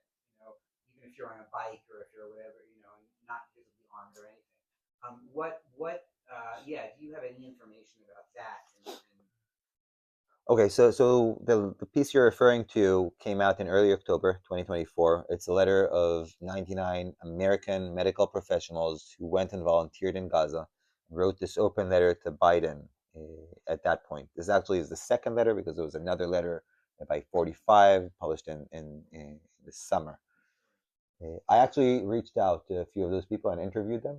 Wrote that up in both English and in Hebrew. You can see that in Hebrew in Local Call, in English in Plus 972, an Israeli magazine. What they stated in that letter was that those of us who dealt with trauma or saw children they declare that they saw almost on a daily basis children being shot in their heads and chests, right, as like by snipers. This is what they said. Um, there is some visual evidence for this, on from different angles. I mean, some by those doctors specifically. Um, I've also about so one of the doctors I spoke to, she's from, I think, Seattle, the Seattle area, if I remember correctly. She said, I mean, I asked her about this particular case, and she was like, yes, this is clearly something that's out there. So I asked her, I mean, I was sure until I spoke to her that these were snipers. And she said, no, it's not snipers. These are quadcopters. Quadcopters, right? So like a drone that flies and has a gun, right? That shoots that way. So that's what she said, right? Yeah, and she provides some numbers about her own experience, right? Which is anecdotal. And okay, fine. But that made me think about quadcopters or drones or these like autonomous, I mean, semi-autonomous weapons, right? That are there, and it's very, very clear that there is a lot of drone usage. Now, in Israeli media, and this is like not very well known, in Israeli media, like somewhere in the summer, or spring or summer, if I remember correctly, there was an interview with a guy who was like head of one of these drone units, like a pretty senior person, and he claimed back then that his unit is responsible for the kills for killing 6,000 terrorists. That's how he said it. When I think the overall number, if I remember correctly, the overall number of Palestinians dead by that point was somewhere around like 20 something thousand, maybe 30 thousand or so. But that's still a significant amount, right? Which is not, I mean, I'm not sure if that's true or not. That's his statement. And it's not something that you see. It's not as flashy as all the other like aspects of the war. Not like the airborne. I mean, not like airstrikes, and not, I mean, actual people on the ground. But that's an aspect of the story that, I mean, I need more evidence about that to be able to determine. I mean, if you go back to this and you look at the number of children, right? So 59% of deaths are women, children, and elderly. And when they actually came up with this number, so there were about 40,000 Palestinian dead, and about 13,000 of those were children. So those are the numbers, right? So I mean, is that the case? I don't know. I mean, this is what people are saying. This is what I mean, I think enough people have. When I first saw that, I didn't believe it. But when I saw more and more international doctors state the same thing, right? People who didn't really have like a reason to make that kind of stuff up. I mean, it seemed more and more reliable. After the open letter to Biden, one of the people who put that letter together, Feroz Sidwa, American doctor, he polled all, I mean, he tried to poll as many of those 99 people. Some of them didn't agree, some of them agreed anonymously. But there's another piece in the New York Times, if I remember correctly, October 15, 2024. Okay, and then he just like polls them and says, okay, how many of you guys have seen this? And it's like some high percentage see this or that, right? So I mean, when you have that evidence, I mean, what are you supposed to do with that, right? I mean, this seems at least, and that piece was, I mean, was attacked online by putting that stuff out there, and the New York Times stated that they checked it before it was published and rechecked it after it was published and received that pushback, and they stand behind. They still support that, right? So I mean, for me, this would be considered evidence, right, based on what we know. Right? I guess my question is, what would that imply? Like, would that mean that there's like, because again, like, I mean, I guess you're saying it's not necessarily snipers, but with these people controlling the quadcopters, would they be actually targeting children? You know, I don't know. I don't know. It's I mean, there's no way for me to know, right? I mean, I can tell you what I've seen, the evidence I've seen, right? I think how do we get there? I mean, I don't know. let's we have you, and then we have also David. So let's take your questions. I'm just amazed when you describe how isolated you've been and how when you set out to do the kind of work that you're doing, you were like a community of one. And I wonder whether that's still the case, because it seems to me that in any healthy democracy, there'd be lots and lots of people there'd be journalists doing it, there'd be opposition politicians doing it, there'd be other academics doing it. I mean, the fact that you're freelancing this and that there's no infrastructure like doing the same kind of thing is really appalling. And I mean, what accounts for that? I mean, that's why I'm doing that. I mean, essentially, right? Early in the war, I remember this very clearly. I mean, I thought that what was going on was horrible. And I was like, I really want, as an academic, right? We do this thing sometimes. I really want there to be some kind of like document that I can sign. I can add my signature and say that I protest all these things that are being like done in my name. And there was nothing like that. And I'm not the kind of person who puts these things together, right? I mean, it's just like not me and my skill set. I'm a researcher, and this is the kind of stuff I do.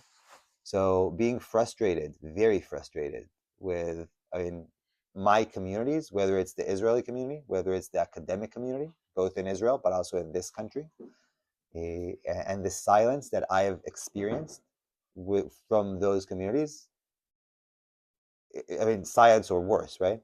I mean, I was like, I'm just going to do this myself.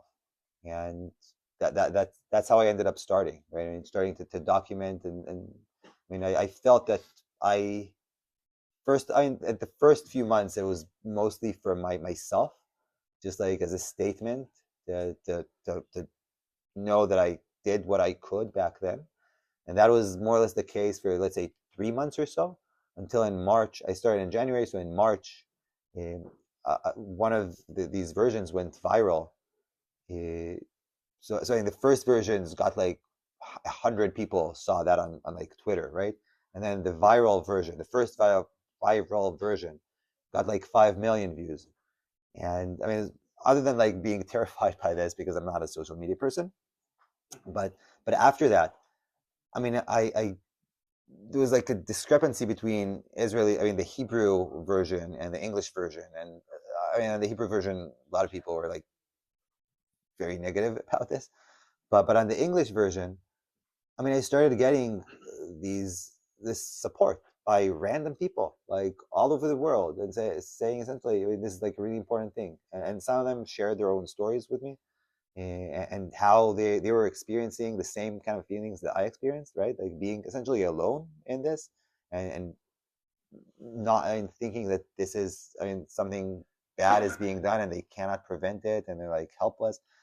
And I realized that it took me like some time, right? But I realized that this is a public service, right? This is what I was supposed to do. I mean, this is using my skill set, my time. The leisure I had on sabbatical, right? So I was like very free to do this kind of stuff. And it's a public service ever since, right? It's like there's no funding involved. No one is paying me. I'm not taking any money from anyone. It's all out there in the open, all open access. It is and it's gonna stay free. I mean, this is what I believe. I mean, this is like me as an academic, and as a citizen. Yeah. I mean, again, there was no one else, so I stood up. But I just want to put it in a broader context. First of all, we did in our conversations, we've met some people who spoke here, whether it's Chagai Matal, so you have journalists who pick up this kind of information or feed into it. And then you have some of the human rights group. We had Noah Satat here, who still try to engage the courts on some of these issues. And then you have someone like Asaf David who does the geopolitical analysis and tries to do it through a mainstream organization. So there's a tapestry, a small one right now. And some academics, they're now teachings, right? Yeah, so a lot of this has changed. I mean, this is like early in the war, and I think now, especially over the past few months, things have changed. I mean, not like drastically, right? But I mean, I'm very happy with like the small wins, right? So the fact that the Haaretz piece, I mean, for whoever saw that piece, I mean, that piece came out in early December 2024, with front cover. I mean, on the online version, was there for like a long time, got a lot of attention, both internationally, but also especially domestically. That view was never and will never be, I think, mainstream, or maybe not never, will not be mainstream in Israel for a long time. But that piece moved my position from what was like radical beyond the pale to like the fringes of the mainstream, right? And that's a win. I mean, I'm happy that this is like something And that we that's why can you're talk here about. this evening, because of that Yes, piece. yes, So we saw it. yeah. And Right. would So also it's like add this- these things change over time, and it's not, nothing is static. I think right after your piece, the piece in Onyx and your work, I noticed there was one day, December 31st, there were 4 pieces in Onyx by different people. Yaniv Kubovich, Michason, Agal Shizaf, and I don't remember which the 4th one, all on different aspects of what's happening both in Gaza and in the West Bank. There is a way where I think one story, not just you, but the accumulation of these efforts is moving a little bit the conversation. And in different sectors. Things changed, because if you go to Haaretz early in the war, Haaretz was totally supportive of the war at the beginning, first month. I mean, it was like full of leftists who got disillusioned with the international left and now understand who Hamas and the Palestinians really are, and that all this is justified, right? When Yuval Avraham, this is the guy who is responsible for publishing the AI piece in Plus 972, also an award-winning documentary director, if I remember correctly, got like this big prize in Berlin, I think in the spring, and he basically said that Israel is an apartheid state over there. That got huge backlash in Haaretz, which ran 4 different pieces against him, right? So Haaretz early in the war is not Haaretz now in the war, right? I mean, things shifted. I can explain why I think it shifted, but we have questions. So we have. I'll try to be shorter now. Yeah. So now that you're on the fringe of the mainstream, you can think about what you want your impact. Sorry. You can think about what you want your impact to be. Yeah. Okay. So if the society absorbs what you're saying, what are you looking? You're looking for reform. You're looking for a different strategy overall. You're looking for U.S. arms embargo. What are your hopes? Just for the microphone, the question is, what is the expectation? What's Lee's expectation of those who consume this information to do what? I think the first and most important thing for me is to stop the war, right? This is to stop the war and that it would not resume after 42 days or whatever the number right now is, right? So that would be like the first stage. After that, I think accountability and reform. Yes, I think things are and this is not, let me put it this way, right? This is not the Israel where I grew up in. This is not the Israel I know, right? This is not, I mean, again, we were not perfect when I grew up in the 1990s, right? We're not perfect when I served in the military, but at least we aspired to do better. And I think that aspiration is no longer there. And I think that I would rather live in a place which does aspire to do better and is not okay with killing 13,000 kids based on as of October 2024, right? So that would be my answer there, a short answer. In the back, and then Shana, then you. No, you. Thank you. First of all, so I have 2 questions. The first is, do you worry for your safety? As I always ask all activists. So thank you for doing what you're doing. And the second is the genocide word. Just curious, because there's been a lot of support in the United States or human rights organizations around calling this war a genocide by the Israeli government. And I know in the Israel context, I'm just curious to hear where you position yourself and how you talk about genocide. So 2 questions. One is about whether Lee is worried about safety, and where does Lee stand on the genocide issue, and specifically how in Israel, is it a genocide or not? How does it play out in Israel? The discourse on it. Okay, so good questions. As for safety, I was worried about my safety early on. I think we're beyond that at this point, right? I mean, this is out there, and I mean, I don't know. It is what it is, right? It's already out there. It's not going to change. I'm not going to stop, and we'll see what happens. I don't know. So far, I mean, I haven't experienced any something very negative, right? But I mean, I thought and mapped out different scenarios. Let's put it that way, right? So that's one question, one answer. Other answer about genocide. I mean, that's a big question, right? And I can go through. I mean, my understanding. I mean, I'll say, right, my understanding. When this started, a lot of people. I mean, not a lot, but some people here, especially in this country. I mean, I was plugged much more into American discourse on this. They described it as a genocide. And if you go back to the earlier versions, which I purposefully maintain online in this website keeps all the early versions there. You can go and see how my thinking developed. And early on, I did not think this was a genocide. I thought there was like war crimes being conducted and crimes against humanity, but this was not genocide. And as part of this process, this very reflective process of thinking and rethinking again and again with myself, essentially, what am I seeing here? At some point, it dawned upon me that, this is probably the word that best describes what I see here. And I'm saying genocide not in like the Holocaust type genocide, but genocide based on the Genocide Convention of 1948, right? So you go and you read that. This is what I'm not an expert, but I know how to read. I know how to read these documents, right? This is the kind of stuff I do as an academic, read documents. You go on and read this and say, is what I'm seeing here more or less reflective of what I'm seeing on the ground? And I come to the conclusion that yes, it is, based on my understanding. And I reached that understanding, I think, in February, maybe late February 2024, something around that. And that's still my position, right? That being said, officially, who knows, right? It's like the ICJ is going to discuss this. But I would argue, and this is also the reason why I did not include this here, because it doesn't really matter, right? If you're gonna, if the ICJ or if you or anyone else is going to tell me, it's not a genocide, it's only a plausible genocide, it's plausibly a genocide, right? Or it's one step away, or two steps away, or three steps away from a genocide. That's not going to make me happy, right? It's not going to make me like feel better, right? It's like they're all horrible, right? And once you move away from the debate about the term, let's talk about the facts on the ground, right? 2%, 5%, count it any way you want, right?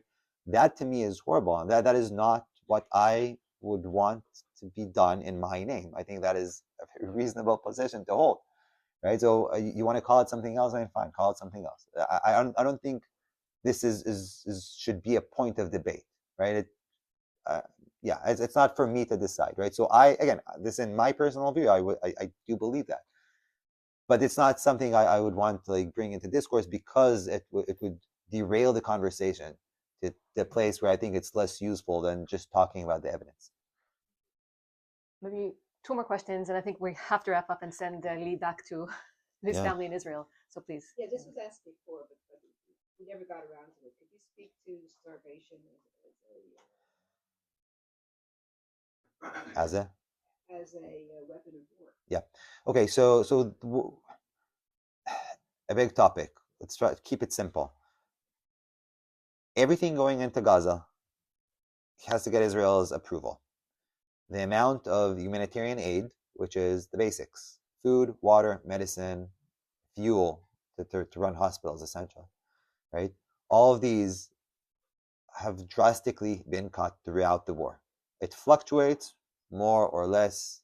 There's like different ways to count this. I can get into those details as well. But generally speaking, there is very, very little of that going on. I can give you one example, an extreme example. So in the operation in North Gaza, started in early October 2024. I think this piece came out by Oxfam in late December 2024, so 2.5 months.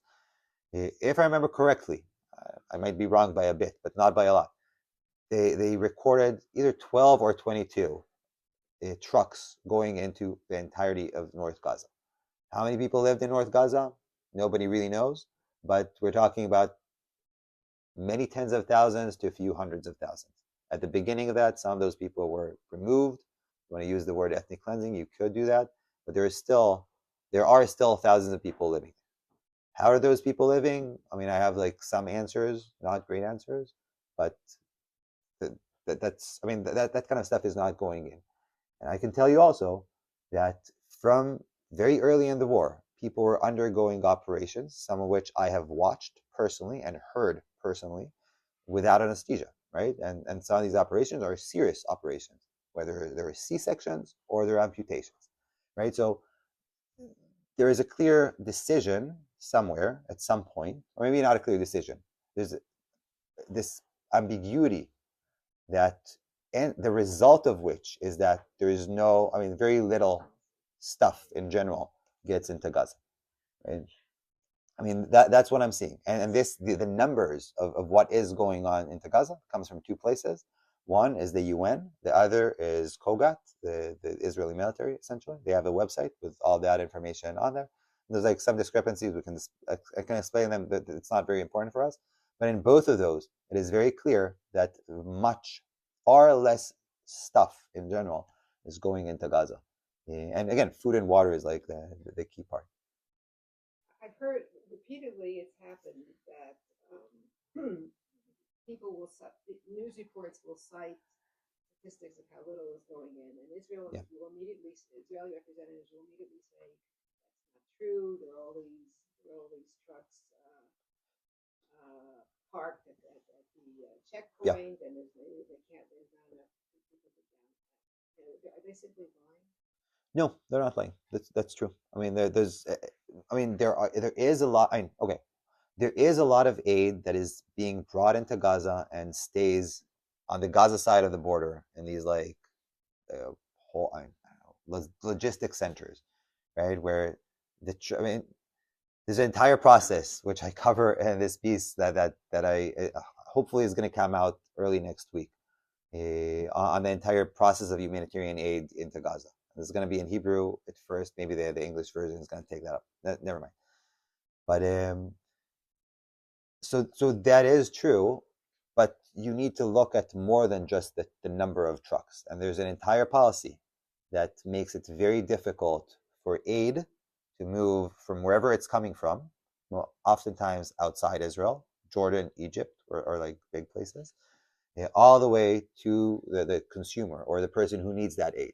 Right, the person who needs food, right, food to eat. So part of it is the process of checking. Part of it is the fact that gangs who are a lot in control are looting it.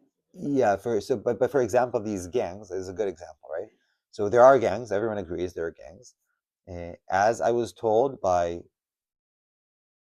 people working for these humanitarian aid organizations who have been to Gaza many times, there's an area in Gaza, which is, they describe to me personally as Looter's Alley, right? That everyone who passes there has a big chance of getting looted. And this looting is something that's been happening like pretty consistently throughout the war. And this person told me that this is the only place where you can get like a guy with an AK-47, a gun, like a Palestinian with a gun, a few hundred meters away from an IDF outpost, right? These looters are not being stopped. They're actually being supported in some way, right? And there are like some indications. I've seen some visual evidence and heard some evidence for, again, some of these gangs operating with some kind of implicit or perhaps explicit support of the IDF. Why is that the case? The IDF goes after the police officers who are associated with Hamas. This is what I mentioned earlier, right? The idea is to try to attack the ability of Hamas to govern, or the Hamas state, or the state of Gaza to govern Gaza. And one of the ways in which that governance is manifests itself now is who controls the humanitarian aid, right? Who takes this humanitarian aid and controls prices, ensures that no or little profiteering. Who can get some of the cut of the sales of this humanitarian aid when it is sold, right? So Israel does not want Hamas to do that, and it goes after its people. And one of the ways in which they can create problems for Hamas is by essentially supporting these gangs. So that's what is the reality on the ground, right? At the end point, right? The person, the family who needs food.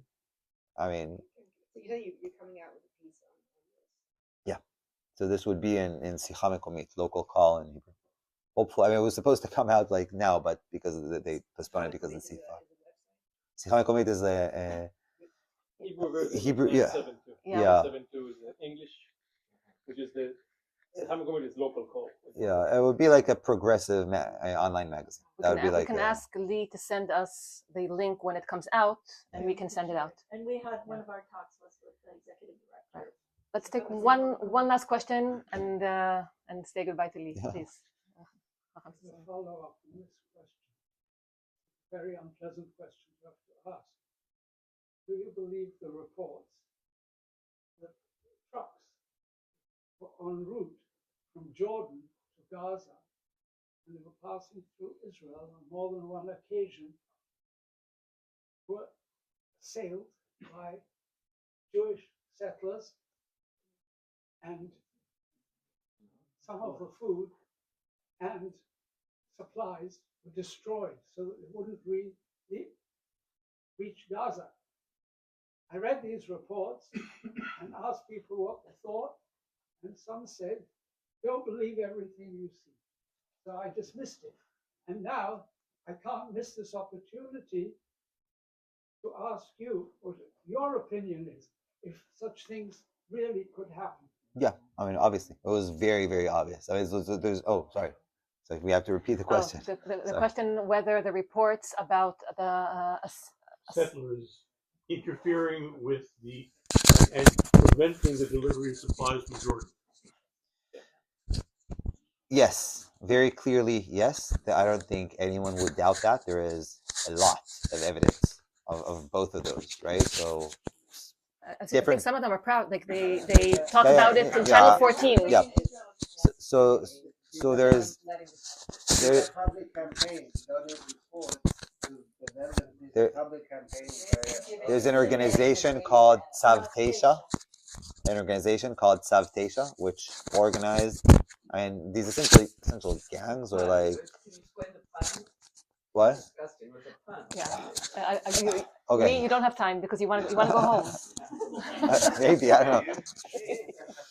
Yeah, but I mean, there's enough. I will say though, right, that this clearly was a thing, but it was also limited in time, right? So throughout the war, there are like different trends of things happening in a certain moment. That happened in a certain moment. That moment was, let's say, the spring of 2024. It did not really happen before. It did not really happen afterwards. The reason why some people at least say that stopped was because of a joint Jewish-Palestinian organization called Omdim Beyachad, standing together. It's like the people with like purple. It's like very strong brand of purple. So they organized groups of Israelis and Palestinians to go and defend these trucks, right? So they claim they helped stop that. I don't know if that's true or not true, but I can say that the indications for those kind of things happening were very common in a very limited point in time, let's say a month or 2 months in total, and then it stopped, right? And the person running Tzavteisha, this organization, he was also sanctioned by the US government. I should also add that. Afterwards, I'm not sure if it's connected or not. A lot of this war is waged toward the base in Israel. So there's an opportunity, the settlers assailing it, they're politicians whose agenda it's serving. You utilize it as much as you can, and then you go on to the next thing. So much of this war, with the impact on Palestinians' lives, is an internal Israeli conversation with a base. That's a lot of it. Yeah, and again, I mean, following up on this, right? There is no public accountability. I mean, no enforcement, right? I mean, the police is basically letting this happen in many cases. I mean, not all cases. I've seen a few cases in which they stop it, but other cases in which they essentially let this happen, right? So, and this like video. I mean, some of these videos are proudly promoted by those people and their WhatsApp groups, their social media. I mean, so like a lot of that evidence. This appears in the document. There's like a small section on like a couple of paragraphs, I think, on this particular issue. I think we're going to end here. I think I'm going to spare you the question of hope, but I can say that I think that we can be of help from here, with our voices and every other way of impact. We can help our friends in Israel and in Palestine. We probably don't know many people in Palestine, but we do know many people in Israel, and we can try and be of help to Israel in this situation. I'll say one last thing. So part of the scholarship on Gaza before the war, they pointed out to how Gaza was invisible. Gaza kind of like emerged from like this obscurity into the public psyche in Israel during these like periodic rounds of violence every couple of years.